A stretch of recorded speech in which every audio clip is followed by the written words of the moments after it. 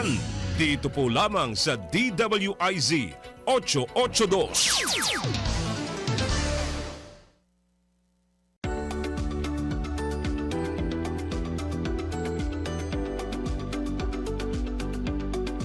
Magandang araw po sa inyong lahat. Welcome sa Kabuhayan at Negosyo, ang programang nagbibigay ng inspirasyon at kaalaman sa mundo ng pagninegosyo at tagumpay. Ngayong araw po, makikilala natin ang isang negosyanteng nagpatunay na ang malaking pangarap ay kayang magsimula sa maliit na puhunan, matinding pananampalataya at walang sawang pagsisikap. Mula sa isang munting basement workshop, kasama ang kanyang asawa, ay binuo nila ang isang kumpanya ngayon ay kinikilala sa larangan ng printing, fabrication at creative solutions. Sa pamamagitan ng tapang, diskarte at malinaw na vision, napalago nila ang Alapaap Printing Solution bilang isa sa mga pinagkakatiwalaang printing at branding partners ng iba't ibang kumpanya, brands, at organisasyon sa Pilipinas. Isa siyang inspirasyon sa mga kababaihan at negosyanteng nagsisimula. Patunay na ang tagumpay ay hindi nasusukat sa kung saan ka nagsimula, kundi sa lakas ng loob at naipagpatuloy ang pangarap. Walang iba kundi si Miss Gia Co. Teoteco, Chief Operation Officer at co-founder ng Alapaap Printing Solution. Welcome, Ma'am Gia, sa Kabuhayan at Negosyo. Thank you po. At na-inspire naman ako sa business journey nyo, Ma'am Gia, at syempre dito sa mga viewers natin, taga-subaybay natin sa Kabuhayan at Negosyo, mga kasosyo natin, kanegosyo. Ikaw na rin siguro ang magpakilala kung sino ba si Ma'am Gia.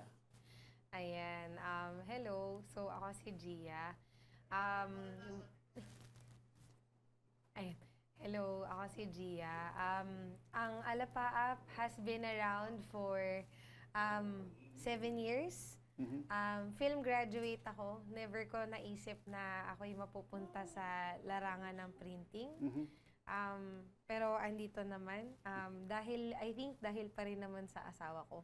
Medyo choice of business niya. Pero nagamit ko rin naman yung napag-aralan ko sa marketing naman. So yung videos namin sa Alapaap. Ako ang nagdi-direct, ako nagbibigay ng treatment ng mga marketing videos namin. At gusto ko munang kumustahin sa iyo, Ma'am Gia. Ano ba ang buhay? Ano ba yung background mo? Ikaw ay graduate ng film, no? Oo, sa LaSalle Binel, no? So, kwento mo naman sa amin, ano ba talaga yung pinaka-background ninyo bago natin pag-usapan itong Alapaap Printing? Okay. So, initially, ang gusto ko sana talagang tapusin ay broadcast journalism. Kaya, ang kinuha kong course ay mass media. Sa LaSalle ito, Sa no? LaSalle. Kaya lang, masyado ako nag-enjoy sa extracurriculars kasi naging cheer dancer ako sa LaSalle dati. Okay. So, masyado ko na-enjoy yung part na yun bilang nung high school, grade school, pinalaki ako ng mga madre. So, puro Catholic school, di ko alam pagdating sa college, ang saya pala. So, medyo na-carry away ako doon. Tapos, I ended up in Benilde. Di ko na rin natuloy ang mass media. Sa Benilde naman, it was a choice between multimedia arts and film. Hindi ako techie na tao. So, sabi ko, sige, sa film na lang. Blessing in disguise din, nung ako'y nag-aaral ng film, dun ko naman nakilala yung asawa ko. So, ako ay assistant director for a thesis film. Siya naman, nung panahon na yun, nag-aarti-artista. Saan ito? Sa Benilde pa rin naman. Benilde pa rin. So, nagkaklase ba kayo doon? Hindi. So, bali, nag-hold kami ng audition for a thesis film. Nagkataon, isa siya sa mga kaibigan ng casting director namin. So, pinakilala siya. Tapos siya'y natanggap para doon sa role. Tapos nung natanggap siya sa role, ako yung assistant director. So doon nagsimula yung, doon naman kami nagkakilala, tapos doon naman na nagkamabutihan. So, ikaw ay Ayan. graduate ng film. Ako ay graduate ng film sa Benilde. Ayan. At siyempre, nag-aral ka, napakagandang school, ang Binel, no? Ano ba talaga ang pangarap mo, Ma'am Gia? Ikaw ay nangangarap ba na pumasok after graduation sa corporate world, or ikaw ay nagnanais na magtayo ng iyong sariling negosyo? Okay. Hindi ako talaga nagsimula sa gusto kong magnegosyo eh. Ang pangarap ko nun, ang dream company ko has always been ABS-CBN. So, nung bata kasi ako, yun, lumaki akong pinapanood ko. So, sabi ko, gusto ko, pag nakatapos ako, doon ako papasok. Pero yun nga, nung una, dahil mass media, nasa isip ko, mga TV shows, parang kagaya nila, Karen Davila, ganyan. Gusto ko din maging isa sa mga empowered women na mga Sa hosting, mga broadcast ganun, journalists broadcast. or mga news anchors, ganyan. Nung una, it was that. Kaya lang, parang nung medyo nagkakautak na ako, nung medyo, syempre kasi masusubukan mo lang kapag ka nagtatrabaho ka na eh. Nandyan ka na. Sabi ko, parang hindi pala okay sa akin yung pumapasok ako araw-araw, hindi ko hawak yung oras ko. Sabi ko, parang maganda siguro kung magkakaroon ako ng business. Parang, in a way, na-secure ko yung future ko. Hawak ko yung oras ko. So, doon siya naging thought sa akin. Sabi ko, what if kaya magnegosyo ako? Kasi iba pala yung ginusto mo lang magtrabaho. Iba yung nasubukan mo ng magtrabaho. Day in, day out, pasok ka ganitong oras hanggang ganitong oras. So, ayun, kaya ako po naisip na, baka dapat magnegosyo ako. So, ikaw ba na-inspire ka ba ng iyong mga magulang, pamilya mo? Yung pamilya mo ba ay nasa negosyo rin sila? Hindi eh. Si papa ko ay isang marketing consultant for construction companies. Ang gusto ko kay Papa is ang galing niya mag-network, magaling siya makipag-usap. Si mama ko naman has always been a housewife. Magmula nung nagkaroon siya ng mga kids, yun na. So, business-wise, I don't think meron din talagang background sa family. Hindi rin ako exposed sa negosyo. Pero siguro, nandun na lang din yung challenge. Gusto ko kasi ng challenge. Siguro ang negosyo, to begin with, isang malaking challenge siya talaga. So, Ano ba yung mga pinagdaanan mo nung kayo ay lumalaki, no? Na masasabi mo na pinakamahirap na pinagdaanan nyo nung kayo ay nung kabataan nyo pa? Siguro ang challenge doon is my parents have been separated since I was 6. So ako medyo naging katandem ako ni mama. Si mama, siya yung mama/papa. Ako little mama. So parang siguro yun yung challenge doon. Pero yun din yung nagpatibay kasi sa amin ng mga kapatid ko, ni mama. Supportive naman si Papa financially, pero hindi lang siya palaging nandyan. So, hindi namin siya nakikita palagi, hindi namin siya nakakasama palagi. So, siguro yung challenge sa akin growing up talaga ay yung, syempre yung challenges ng isa lang yung parent mo sa bahay. Ayun. So, ikaw ay natupad mo ba yung pangarap mo na mapasok sa ABS-CBN or napunta ka ba sa iba sa corporate world? Nakapasok naman ako sa ABS-CBN. Kaya lang yun na nga, doon na pumapasok yung, iba yung gusto mo lang pagbata ka dito ka magtatrabaho. Iba yung kapag nakita mo na talaga na, as a film student, alam ko naman na more or less kung anong takbo ng industriya. Pero sabihin na lang po natin na masyadong idealistic yung industriya ang gusto kong pasukin. Malayo siya sa realities talaga. Expectation versus reality. Na, syempre, pagka nandun ka na sa isang banda, alam mo na hindi naman ganun kadaling marating kung anong gusto mong marating. Nandun yung work hours, hindi mo naman ine-expect na yun talaga yung magiging work hours. So, ayun po, nandun yung challenges kasi niya. So, sabi ko, iba pala talaga pag nandun ka na, nasubukan mo na. Masaya naman po siya. Na-enjoy ko naman So, siya. umalis ka doon. Pero umalis po ako. Mga ilang, gaanong katagal Nako. tumagal ka doon sa... Nung intern ako, 9 months. Pero nung nagtatrabaho na ako, 3 weeks lang. Umalis ka na. After 3 weeks po, umalis na ako. Sabi Ano ba ko, yung hindi masasabi mo na hindi mo nagustuhan sa work mo? Nako, ano po kasi, sabihin na lang natin, nandyan pa rin yung ina-expect mong maging trabaho mo, not necessarily na yun lang talaga yung magiging trabaho mo eh. Tapos So, nandun na rin, na-burn out ka rin? ganun po, sa Okay. isang banda, medyo na burnout. Tapos yung hours po talaga kasi, na natutulog ako, hawak ko pa yung telepono ko eh. Kasi pagka nag-ring yung phone ko or nag-vibrate yung phone ko, tatayo ka talaga. Pagka pinatawag ka, papasok ka talaga. Yun ang challenge, no, sa mga corporate world. Okay. Mm-mm. So, ano yung unang masasabi mo na naging racket mo para kumita after ABS? Siyempre, dito na tayo pupunta sa naging livelihood mo, itong pangkabuhayan ninyong mag-asawa. Ayun, doon na po pumasok yung nasunod si Papa. So, sabi ni Papa, siguro pumasok ka dito sa real estate. Kasi dito, mabilis ang pera dito. Dito, pwede mong galawan yung network ko, makakabenta ka. So, pinasok niya ako sa Ayala Land Premier. Doon nagtatrabaho din yung daddy mo? Hindi naman po, pero may manager kasi na nagbebenta sa kanya ng property. So sabi niya, wag mo na lang ako bentahan ng property, turuan mo na lang yung anak kong maging kagaya mo. So pumasok ako sa real estate. Tapos napakamahal naman kasi ng mga kondo ng Lalo na Ayala Ayala, Land oo. Premier po eh. So sabi ko, pagpasok ko, syempre sinigurado niyang may benta ko. Para mapatunayan niyang makakabenta ko. So, pagbenta ko ng isa, hindi na yun nasundan. Kasi yung network niya ay oversaturated na po. Lahat sila, meron na eh. Yung mga bata naman, yung mga anak nila, maaga pa masyado. So sabi ko, after 9 months, sabi ko, pa, medyo mahirap tong network na to kasi para makabenta ka sa market na yan, you have to be the market. Kung paano sila magbihis, saan sila pumupunta, mga pastime nila. So, mahal. Sabi ko, investment siya sa sarili niya rin. So, in a way, ganun ng real estate, para ka mag-i-invest sa sarili mo, para ma-attract mo yung tamang market at makabenta ka. So, sabi ko, parang I don't think it's a fit for me. So, yung pinagbentahan kong property, ginawa kong negosyo.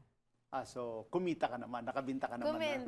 Kumita, naka-commission ng isa. Pagka-commission ko, sabi ko, magne-negosyo na lang ako.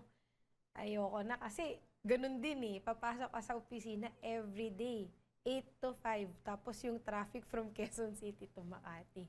Sabi ko, siguro negosyo na lang para hawak ko yung oras ko. Kumusta naman yung naging transition mo na nasa corporate world ka and then hindi ka nagtagal ay nandito ka sa real estate, hindi ka rin nagtagal at itong itinayo nyo ng mag-asawa na Alapaap business? Hindi siya naging madali, pero siguro po it also comes with yung maybe maturity. Also realizing kung ano yung mga responsibilidad mo sa buhay. Kasi pagkakatapos mo lang, bata ka pa, wala ka pa masyadong responsibilidad eh. So, nung nagnegosyo ako, akala ko madali. Kasi sa isip mo, alam mo eh, pag inisip mo, paano ka ba magtatayo ng negosyo? So, basta may pera ka siguro, tapos alam mo anong negosyo yung papasukin mo. Tapos ako, ang thinking ko, dahil galing ako sa sales at alam kong kaya kong mag-market, akala ko okay Madali. na yun, madali yun. Pero madaling magnegosyo, hindi madaling i-sustain yung negosyo. Hindi madaling magkaroon ng malinaw na direksyon yung negosyo mo. So, Lalo na kung hindi maganda yung strategy mo. Sabi nga nila, madaling mag-umpisa ng negosyo, madaling mag-execute. Pero kung wala kang malinaw na strategy, ay napakahirap din. So naramdaman nyo rin yon. naramdaman namin yun. Nagsimula kami sa isang basement. 12 square meter basement. Nagtatalo pa kami nun eh. Hindi pa kami mag-asawa nito, pero magkasama kasi kami sa bahay. Sabi niya, Yan, magnegosyo na kwentuhan yan. tayo. Sabi niya. Sabi ko, ha? Paano ka magne-negosyo ng walang M, yung kapital mo? Sa isip ko, Wala lahat kayong ng puhunan. negosyo, kailangan milyon. ang pupuhunan mo. Mm. Sabi niya, hindi, kaya yan. Kasi siya naman, sanay siya talaga, bata pa lang siya, sarili niyang laruan, siya gumagawa niyan. Mm. Hindi din ganun ka sagana ang buhay na pinanggalingan niya. Sabi ko nga buti ikaw ang nakilala ko kasi iba yung tingin niya sa buhay. So, nag-compliment na Nag-compliment kami. ikaw ay Oo. lasalista. Oo. Siya naman, Humble beginning ang asawa mo. oo, nag-aral yan sa UST. Mhm. Pero kumbaga, yung pamilya niya, kumbaga kailangan mag-work hard para marating nila yung mga kailangan nilang marating in life. Unlike sa akin, nandun pa yung medyo readily available yung mga bagay. So, nung nagsimula kaming magnegosyo, sabi niya, okay, kung magkakapital ka, tutumbasan ko yung kapital mo. Sabi ko, paano? Sabi niya, ako magtatayo nitong office natin. Lahat ng furniture ako gagawa. Sabi niya, akong magkakarpintero niyan. Sabi ko, mahal naman kita. Sabi ko sa kanya, may tiwala naman ako sa'yo bilang artist. Sabi ko, pero carpentry? Sabi ko, hindi na YouTube yan ha. Sabi ko, pero hindi ganun yung nangyari. Talagang nagawa niya talaga. Talagang lahat ng furniture namin siya, yung mga shelves, yung mga lamesa, lahat yun siya mag-isa. So sabi ko, ibang klase tong taong to. Magaling siya talaga. Tapos siya lang nagsimula niya nung una, di ko pa iniisip, parang ayokong negosyo niya, di ko alam kung anong gagawin ko. Siya lang mag-isa. Hanggang sa umabot sa point na sabi niya, tawag niya kasi sa akin, Ma, kailangan ko na ng tulong. Sabi niya kasi ako nagsisales, ako din gumagawa. Doon ako nagsimulang pumasok na. So, siya talaga yung nakaisip dito sa Brainchild niya po yan. printing. So, sabi mo, nag-umpisa kayo doon sa napakaliit na garahe. Kaninong property yung garahe na yun? Sa amin yun. Sa inyo? Pinaalam namin yun sa pamilya ko, pero may kontador kami, Ano yan? 12 square meter? 12 square meter. So, kayo rin ang nag-ayos nun? Kami nag-ayos nun. Tapos, nag-assign kami ng rent na pinag-usapan namin magkakapatid kung magkano yung rent na ibabayad namin. May kontador Ay, hindi nyo naman kami. kinuhang libre? Hindi po. Talagang ever since when we established the business, ang sabi nga, hindi yan negosyo kung hindi mo talaga ililiquidate ko ano yung operational expenses mo. Niloloko mo lang yung sarili mo kung hindi mo tatablahin ng tama yung mga numero. Correct. So, paano ba ang umpisa nyo rito sa Alapaap? Kasi hindi madali. Common na problema sa pagdinegosyo ay capital, puhunan. So, kaagad-agad ba may puhunan kayo? Ayun po, yung pinagbentahan ko 600,000 to be very exact. Kumita ka? Nung nag-pandemic po, lahat kasi nagpiprint na sa bahay. So, nung lahat At saka very tough ang competition sa printing business. Yun po. Lalo na kapag yung kalaban mo, wala namang operational expenses yan. Lahat lang sila may printer sa bahay, nagbenta ng calling card, nagbenta ng mga stickers, lalo na uso yung mga PR packages nun. So, di naman kami natatalo, pero hindi na rin ganun na kumikita kasi yung mga printer namin, ang liliit lang, maximize na namin yung capacities niyan. May tao na rin kami. Sa 12 square meter unit na yun, nagkaroon na kami ng 2 staff namin. So, may staff kami, may operational expenses kami, tapos yung mga printers namin, maximize na talaga yung mga capacity nila. So, it was a question of, dito na lang ba tayo? Or tataya tayo sa mas malaki? Paano nyo masusustain? Paano namin masusustain? So, doon na pumasok yung utang. Kasi ang mga bangko nun, kaliwat kanan ng tawag. Nag-o-offer ng mga loan. Yung isang director namin, so 5 kasi kami. Yung asawa ko, ako, 35-35, and 3 70 kayo. directors. 10-10-10. Okay. Yung isa doon, yung panganay na ate niya. Siyempre, matagal na nagtatrabaho, maganda na ang credit line. Tinawagan ng bangko, nag-o-offer ng, yung mga card, nag-o-offer sila ng cash nung pandemic. So, I was the last one to say yes. Kasi sabi ko, sa akin babagsak, sales and marketing ako Pero kung hindi kami tataya, dun lang kami. So, we had enough to pay down payment for 1 printer and yung commercial space lang namin. So, doon ako natuto magpintura. Magmasilya, magpintura. Hanggang sa lahat din ng scrap namin na kahoy na may isa siyang ropero sa basement, puro scrap na kahoy, matagal ko nang gustong itapon yun. Sabi niya, huwag mo itatapon yan, magagamit ko yan. true enough, ginawa niya reception table namin sa opisina, mga iba't ibang paleta, ginawa niyang design. Mhm. So doon kami nagsimula talaga sa ganun. Na kaming dalawa lang ulit. Lumipat kami, wala na ulit yung staff namin na luma. Kami lang hanggang sa So nagdagdag. kayo na lang din ng empleyado ng inyong business. Meron kaming kutsyon doon eh. Mhm. Papasok kami 7 days a week. Pag pumasok kami, lahat na ng baon namin, dala na namin. Maglalakad kami. Malapit lang naman kasi 2 blocks away. Lakad kami. Mhm. Yan. Yun ang simula namin. Hanggang sa siya yung magle-layout, siya yung magpiprint, ako taga-finish. So, mga libo-libong stickers. Batak pa ako nun mag-cut So ano ng yung stickers. pinag-umpisahan nyo? Mga stickers, t-shirt? Stickers talaga po. Nung una, yung pinakauna namin, nagti-t-shirt design kasi siya. Mhm. Hanggang sa nung nagkaroon na kami ng nung basement unit namin, yung t-shirt design po kasi, sa kwarto pa yun. Mhm. Sa kwarto lang siya nag-heat press ng mga t-shirt. So, Hanggang sa lumipat kami sa basement. so nakikita nyo na umaangat naman. Umaangat naman Lumalaki po. na yung kumikita naman kayo. Hindi, Kumikita naman po. at saka sumusweldo na kayo. May sahod na po kami. Mhm. Pero nandun pa rin yung pag nag-evolve yan, kaya dagdag ka ng tao, lipat ka ng space, bili ka ng makina, medyo mahirapan ulit yung sa operational expenses, hintay ulit yung sahod mo muna, wala muna. Kasi for a business that's been around for 7 years, we don't have a credit line with the bank po. So, yung inutang namin dati galing sa personal credit line ng isa sa mga directors. Pero itong negosyong to, walang company credit card, wala kaming credit line. So, kung ano yung kinikita namin, niro-rollback lang namin ng niro-rollback. Ipagpapatuloy natin yan kasi napaka-interesting na yung part na pag-usapan natin, Ma'am Gia. At huwag po kayo alis, mga kanegosyo, magbabalik po ang Kabuhayan at Negosyo.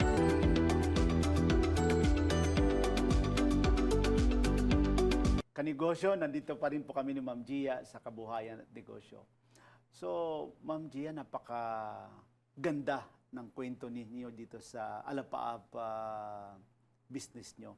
Ano ba yung pinakamahirap na naging challenge nyo? Lalo na nung, ito nga, na sabi mo nga, nakautang na kayo at napakaliit yung working space nyo. So, ano yung mga ibang naging challenge sa inyo sa papatakbo ng negosyo nyo? Siyempre, andun na sa una, na maliit ka lang na working space, maliit lang yung operational expenses mo. Tumawid ka sa mas malaki, bumili kami ng printer. So, lumipat na kayo ng place? Lumipat na, so mas malaki na. Mas malaki na, mas malaki rin ang operational expenses mo. Rental. O, rental na. Tapos yung makinang binili mo, ang kinash mo down payment, may installment. Pag hindi ka nakabayad ng installment, nilalak nila yung printer, hindi mo magagamit yun. So, nandun yung ganong challenge sa amin, not to mention second lockdown.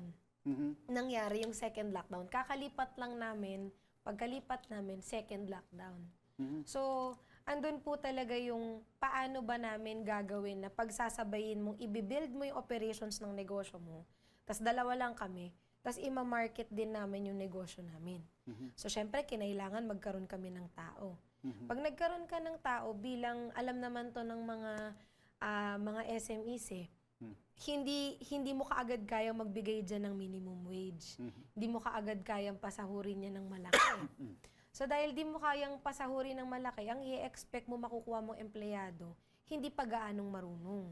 So ititrain mo Kailangan sila. mo pa i-train. So paano mo ngayon hahatiin yung oras mo para mag-train ka ng tao, magbibuild ka ng system ng negosyo mo, ng product list ninyo, kokostan mo pa yan. Tapos habang tumatagal, syempre kailangan mura ka, pero at the same time, yung operational expenses mo, naka-intertwine ba dun sa mga costing ng mga products na binebenta mo? So talagang all together kung paano mo i-manage yan. Lalo na wala kang sinasahod Wala kang kita. So kami nun, nakikipiga lang ako ng shampoo sa kapatid ko. Dadala niya ako ng merienda. Kasi pag umalis ako sa bahay ko ng almusal, may akong magdala ng hindi ko naman ginrocery na pagkain So, nandun yung nagne-negosyo ka, pero hindi ganun kaalwan yung buhay. May bahay akong inuuwian, may kotse ako, bigay pa ng mga magulang ko, wala man panggas yung coaching yun. Di ba? Wala man So, panggas yung napakahirap coaching yung yun. umpisa Oo. niyo. May bahay ka, maganda naman yung bahay mo, pero hindi ganun karami ang laman ng pantry mo. CA lang ako nun eh. Kung ano yung kailangan naming bilhin, ika-cash advance mo lang sa kaha yun. So, yung struggle na yun na paanong hirap yung personal life mo, tapos yung negosyo mo, kailangan mo siyang i-build, eh pag gutom ka, mahirap mag-isip. 'Di ba? So, yun po. Tapos andun yung tuturuan mo yung mga tao mo, magkakamali pa sila sa umpisa. Tapos habang nag-iipon ka ng kliyente mo, pag nagkamali yan, paano mo i-remedy yung pagkakamali niya? Tapos nandun yung competition mo. Mababa presyo mo ngayon, magtaas ka lang ng konti, lagas na yan ng kliyente. So, marami po talagang challenges ang pagnenegosyo. So, paano mo, Ma'am Gia, nasabi na itong negosyo na Alapaap ay talagang naging stable na at kayo ay kumikita na at kayo ay sumasahod na? Yung asawa ko kasi mahilig siya manood ng mga videos ng mga CEO, mga COO, yung mga sa Amazon, ganyan. Ang sabi niya sa akin, hindi daw dapat maramdaman ng isang negosyante na komportable o stable ka na. Pag daw naramdaman mo na komportable o stable ka na, that's also tantamount to saying complacent ka na. So siguro masasabi mo na okay in the sense, siguro yun yung term para sa akin na okay lang kami in the sense na nakapagdagdag kami ng makina naman, nakakasahod pa naman yung mga tao mo, may mga kliyente ka naman, pero yung masabi mo na ngayon tingin ko nasa lagay na ba kami na okay kami, hindi pa din eh.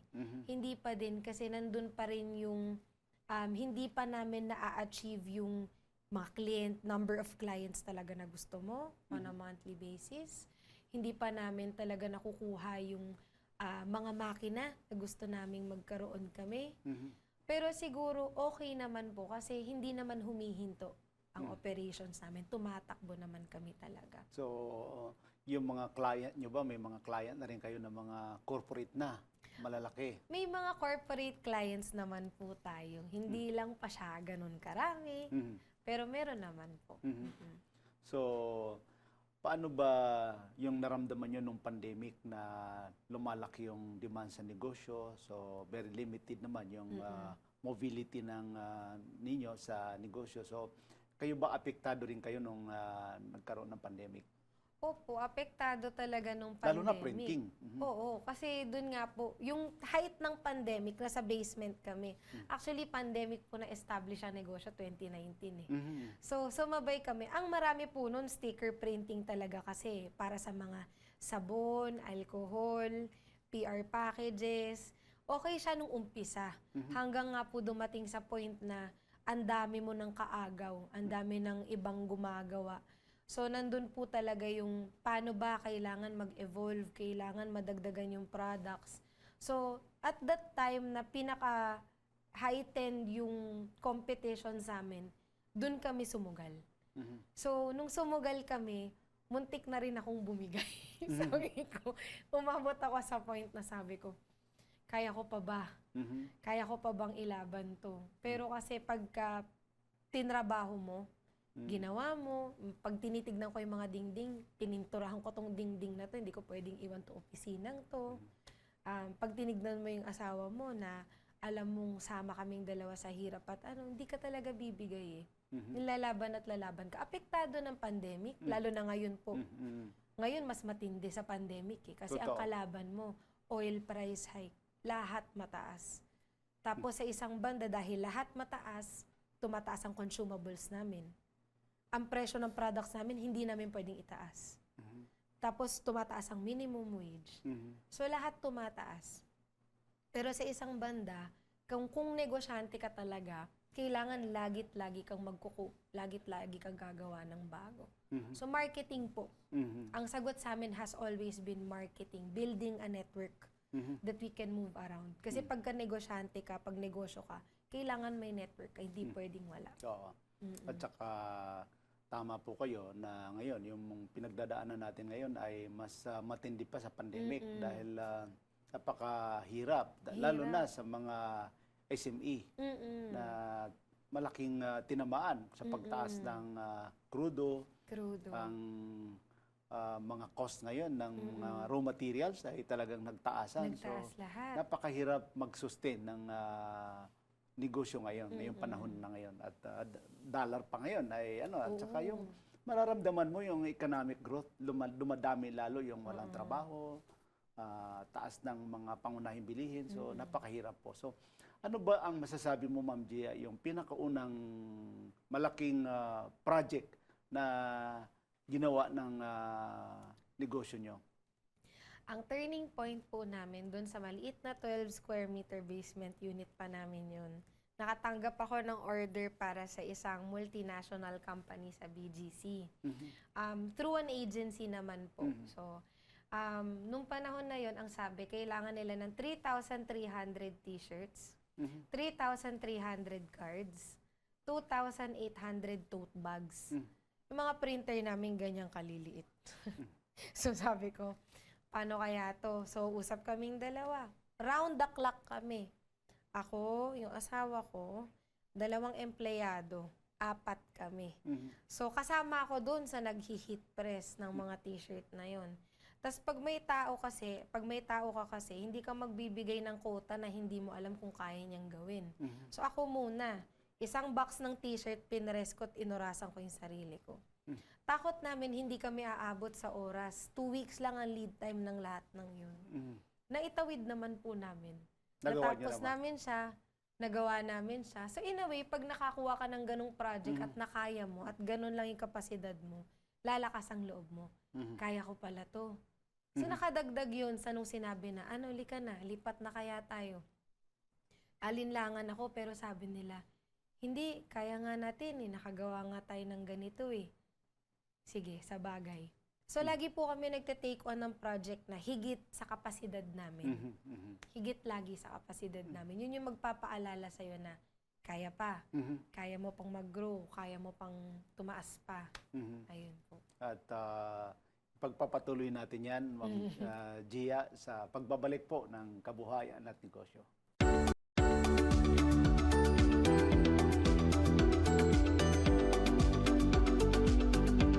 Nandito pa rin po kami ni Ma'am Gia sa kabuhayan at negosyo. So, Ma'am Gia, ano yung pakiramdam mo na nakikita mo ngayon yung negosyo mo na nagsusurvive naman, nasusustain nyo yung mga basic na problema sa pagninegosyo, na masasabi mo na lumalaki na yung alapaap business nyo? Actually, kasi pagka caught ka in day-to-day operations, hindi mo makikita. Sa isang banda nung una, feeling ko, napupurol na kami yung pakiramdam namin. Nung lumabas kami sa Alapaap, inopen ulit namin yung mga pinto namin to network, syempre. Kasi unang mga taon, negosyo-negosyo ka lang, sarado para kaming nasa shell. When we went out of our shell at talagang nagawa naming makipag-interact, so sumali ako sa business network, they call it BNI. Tapos, sa isang banda, kami ay nag-take on ng leadership roles also sa Pride PH. So, nung nakita na namin, kinikwento na namin yung ginagawa namin, nag-partake na kami sa iba't ibang mga event, may mga soiree kami na ina-attendan. Pag kinikwento mo sa ibang tao, mapapatigil ka, tapos napapaisip ka, ay, nagawa ko yun. Ay, okay pala, no? Ay, ganito nga pala kami nagsimula. Pag kinikwento ko po ng ganito, yung negosyo namin, pagka binabaybay ko yung company profile, pag pinapakita ko yung mga picture, pati ako natutuwa. Para kung kinikwentohan yung sarili ko. Para kung sinasabi na, uy, nagawa nyo to dito kayo nagsimula, nandito na kayo ngayon. So, lagi namin sinasabi, malayo na, pero malayong malayo pa. Ayun. So, sa tingin nyo ba, ano yung naging susi na sabihin natin na nagtagumpay yung Alapaap at talagang maayos naman yung takbo? Yung mga tao pong naniwala sa amin. Yung unang-una po, yung mga directors namin o mga kapatid namin na nung una nominals lang sila pangalan lang. Pero nung nag-activate sila, ay, may naniniwala sa atin. yung mga tao mo. Mhm. Na yung mga tao namin talagang sa hirap at ginhawa. Meron akong isa that's been with us for 4 years. Lahat ng danas ng negosyo. Nandyan siya, kasama namin siyang umiiyak. Siya pa yung magsasabi sa amin na, Ma'am, kaya pa yan. May ang pangalan niya. Yan. So tawag namin sa kanya, yan ang diwata ng Alapaap. Yung mga kliyente namin na talagang parang kahit di sila sigurado kaya nyo ba to, ilalaban nila. May landlord din ako na parang tatay ko yun eh. Lagi ko niloloko yung mga tao. Tatay ko yata yan eh. Kahit di ka makabayad ng renta kaagad, nandyan pa din yan. Hindi ka niya susukuan. So, it's the people you work with. Siguro somehow, yung kultura din na na-build namin as a business, yun din yung na-attract namin ng mga tao. Mula sa empleyado, kliyente, mga partners, kagaya ng landlord namin. Mga Kung supplier. Supplier namin. Mhm. Yung mga supplier namin na lahat ng hiling namin ibibigay nila. So kung hindi sila susuko sa'yo, hindi ka din dapat susuko.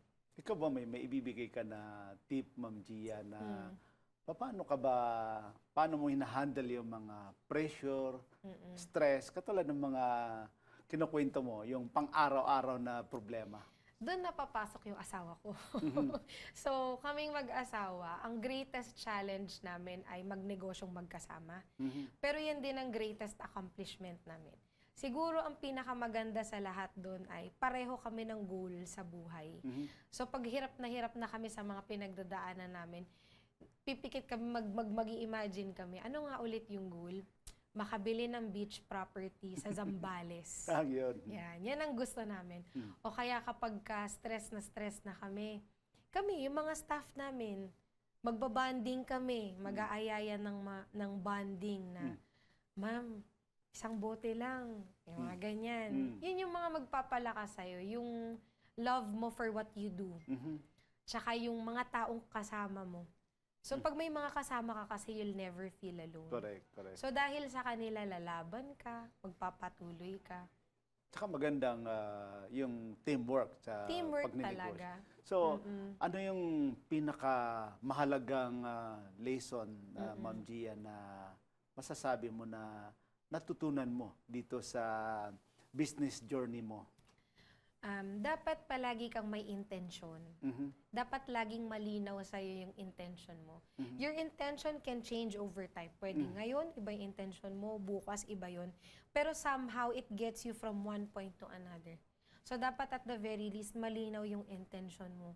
At from time to time, mawawala yun eh. Mawawalan ka ng direksyon.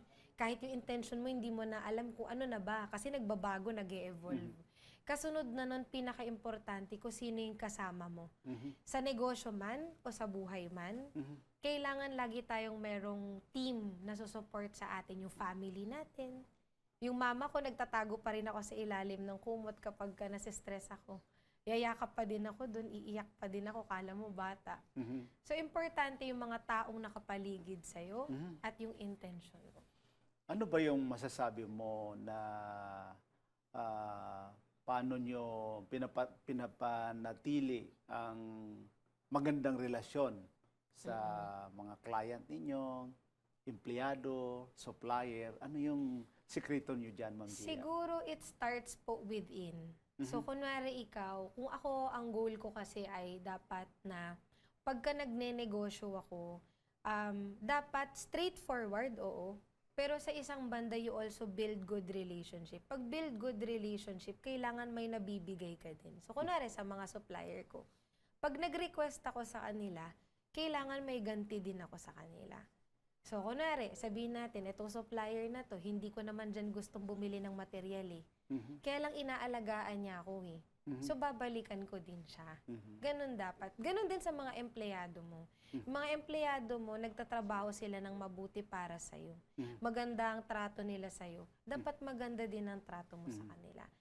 Give and take po palagi sa lahat ng bagay. That's what keeps a healthy relationship, di ba po?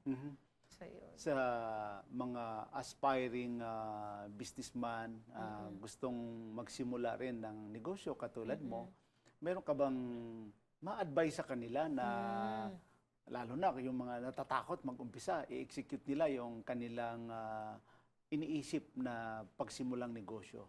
Mm. Sa mga gustong magnegosyo na kinakabahan, huwag kayong kabahan.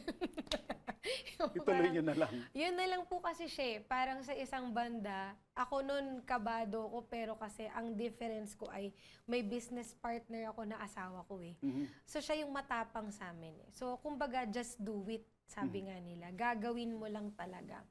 Kahit na yung plano mo hindi pa konkretong-konkreto, basta matibay lang yung loob mo, hindi ka lang talaga magpapatibag, kumbaga. Yun lang po talaga. Eventually, everything matututunan mo. Kasi hindi ko masasabing, gawan mo ng plano yan.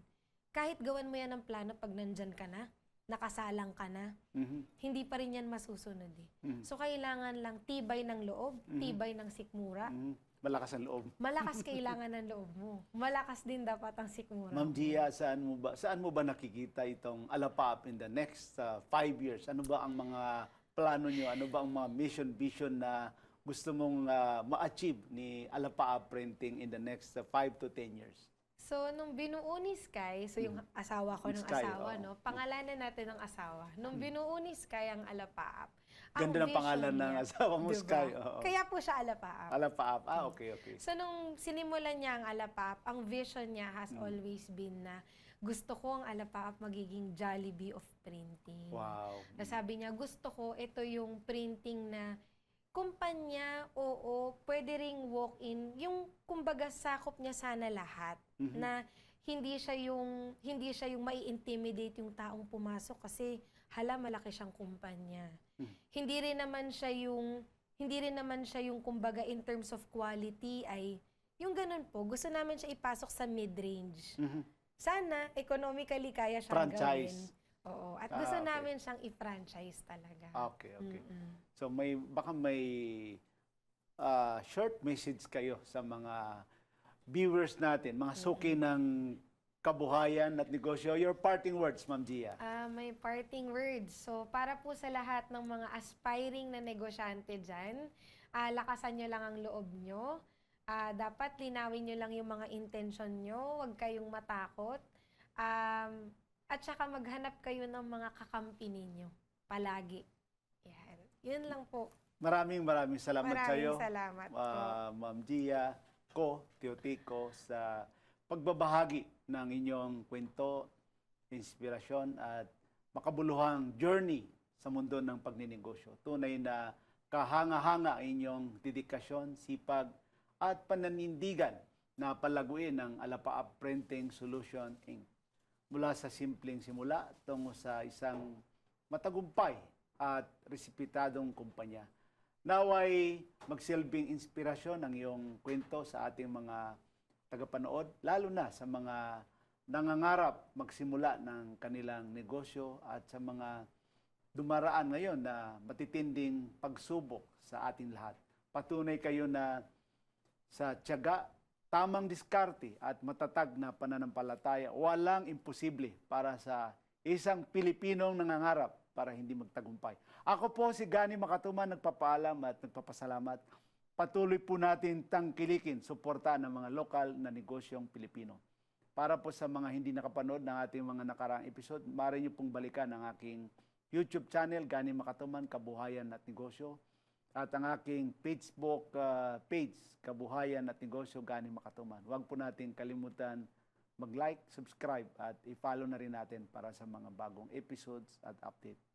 We at Kabuhayan at Negosyo are one with the government in our commitment to help Filipino entrepreneurs improve their lives. Lagi po nating tatandaan, kahit anumang sakuna, kahit anumang problema, kayang-kaya natin ito. Maraming salamat po.